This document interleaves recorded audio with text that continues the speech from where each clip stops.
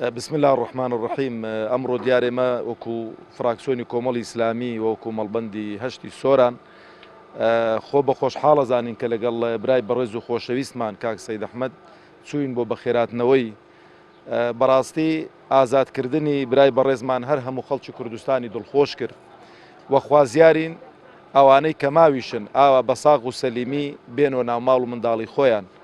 و دوایی مصیبەتی ئەو میلەتەمان بێتن و خوازیارین هاتنەوەی برای بەڕێز و خۆشەویستمان فاتیحەی خێر بێتن و کۆتایی بە هەموو ئەو مەینەت و مەعاناتەی بێنێتن کە میلەتی کورد تووشی بووە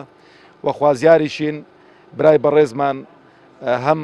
لە جەستەیدا ساغ و سەلیمە و ئیشاڵڵا ئەوانەی ماویشن بە حەول و قووەتی خوای ساغ و سەلیمن و ئاوا بە ئازادی دەگەڕێنەوە ناو ماڵ و منداڵی خۆیان. وەکو فراکسیۆنی کۆمەڵی ئیسلامی زۆر سوپاسی برادەرانی دژە تیرۆر دەکەین و دەستیان خۆش بێ و خوازیارین بەردەوام بن لەسەر ویشە چاکانە بۆ ئازادکردنی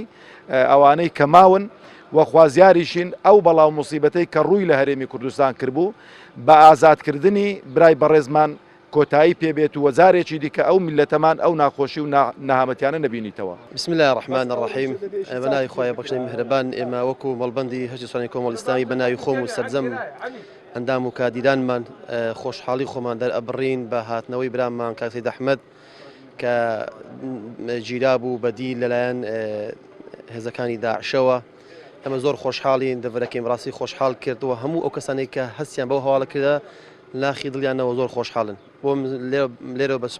بەپیزانم کە سوپاسی سەرجەم هەموو ئەوانە بکەم کە دەستیان هەبووە لە ئازادکردنی کاک سەید ئەحمەد